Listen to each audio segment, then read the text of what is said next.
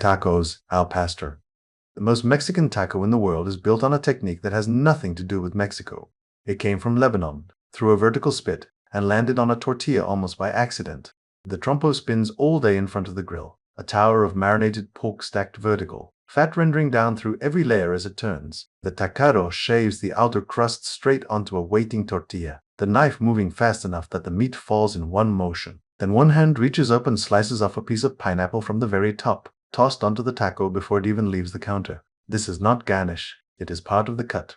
Lebanese immigrants brought the vertical spit to Mexico in the early 20th century. By the 1960s, Mexico City taquerias like El Taizoncito and El Huequito had replaced lamb with pork and pita with corn tortillas and started arguing about who added the pineapple first. Nobody has settled that argument.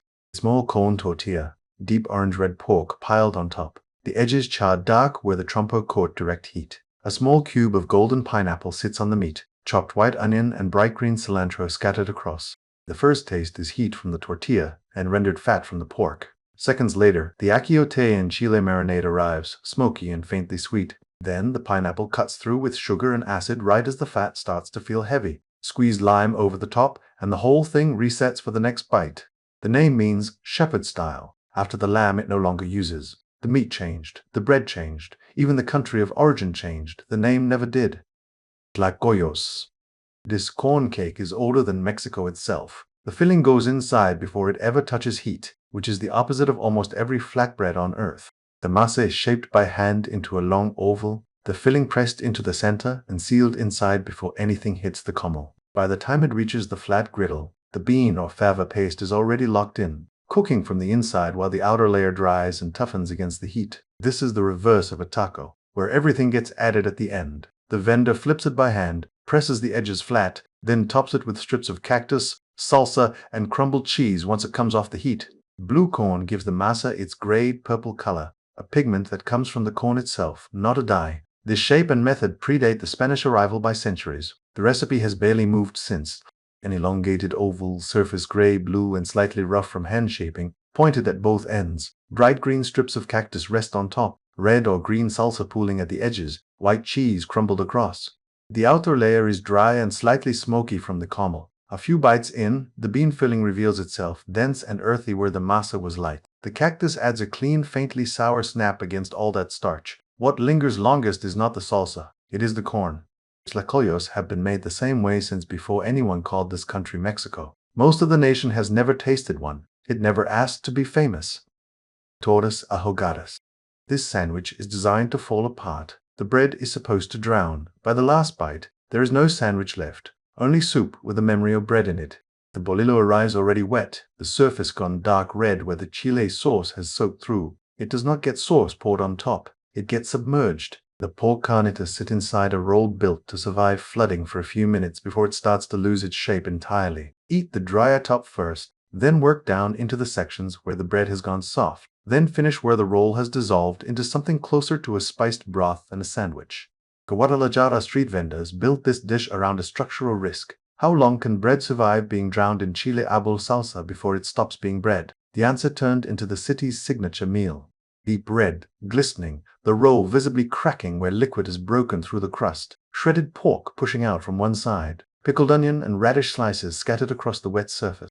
The first bite still holds some bread structure, pork and salt arriving first. A few bites later, the chile árbol heat spreads through the whole mouth without pausing. By the final section, there is no bread texture left, only soaked pork and broth, like sauce that tastes like everything that came before it, concentrated. The name means drowned, not a metaphor. The sandwich genuinely goes under. Somewhere in Guadalajara, a roll is currently losing this fight on purpose. Carne and Jugo.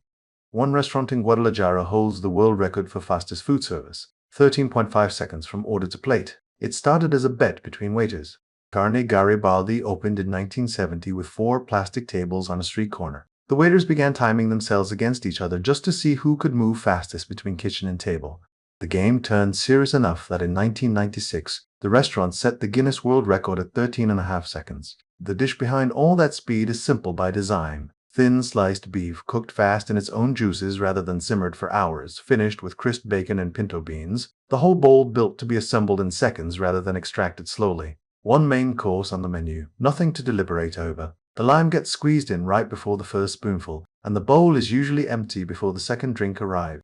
A shallow clay bowl, broth golden, brown with a thin layer of fat catching the light. Small cubes of beef and crisp bacon visible throughout. Chopped onion and cilantro scattered on top, beans settled at the bottom. The broth tastes light at first contact, almost too simple. A few spoonfuls in, the beef fat and bacon smoke build underneath, heavier than the color suggests. The beans add weight at the bottom of the bowl. The lime cuts through right as the richness starts to feel like too much.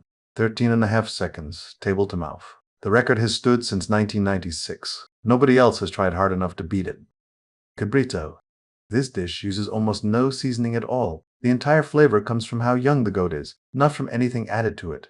Vaqueros in the dry ranch land of Nuevo León built cabrito out of necessity, roasting young goat over open fire, because it was what the land gave them. The technique never needed much beyond that. A goat this young, only 3 to 5 weeks old, has none of the strong flavor older goat develops, so the cooking philosophy stayed almost insultingly simple. Salt, slow heat, turn it until the skin tightens and crisps while the inside stays soft. Monterrey restaurants eventually moved this ranch food into dining rooms, and the dish became a marker of regional pride rather than survival cooking. The order of eating follows the fat gradient on the animal itself. Crisp skin first, drier outer meat next, then the softest, most tender sections last.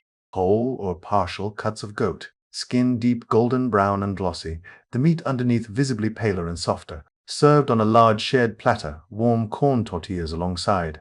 The skin shatters first, salty and smoky. The meat that follows is far softer than expected, almost milky, with none of the sharp gaminess associated with older goat. Wrapped in tortilla with a little salsa, the fat coats the bread and the chill cuts straight through it. Cabrito asks for almost nothing: salt, fire, and an animal young enough to need no help. Everything else it became, status, celebration, identity, came from outside the recipe. Discada Norteña. This dish is cooked on a repurposed farm plow, not a grill shaped like one, an actual steel disc that used to till soil before someone decided it made a better skillet. The steel disc gets set over open flame, and everything goes in at once. Bacon first for the fat, then chorizo bleeding red oil into the metal, then beef, then onion and pepper and tomato, all of it pushed around the same surface until the lines between ingredients disappear. Northern Mexican ranch workers started this by accident, repurposing old plow discs because they were large, flat, and already built to survive heat and abuse in the field. There is no fixed recipe. Every family's version runs differently depending on whatever meat is on hand that weekend. The result gets scooped straight onto warm tortillas and folded into tacos on the spot. No plates required. The whole thing built for a crowd standing around one pan rather than seated at a table. A wide black steel disc, the surface a moving mix of dark red meat, orange chorizo oil, charred onion, and bright pepper. Steam rising continuously. No clean separation between any of the ingredients. The first bite is dominated by bacon fat. A few bites later, the chorizo's smoke and chile cut through. By the middle of the meal, every flavor has merged into one dense, salty, fatty whole that changes slightly with every scoop, depending on what gets caught in the spoon. A farm tool became the centerpiece of weekend gatherings across northern Mexico. The plow never asked to feed anyone. It just had to be big, flat, and willing. You are somewhere in Mexico between matches, and the smell of charcoal and chile is already pulling you toward a counter you weren't planning to stop at. That is the entire point of every dish in this episode. Subscribe. There are more counters to find.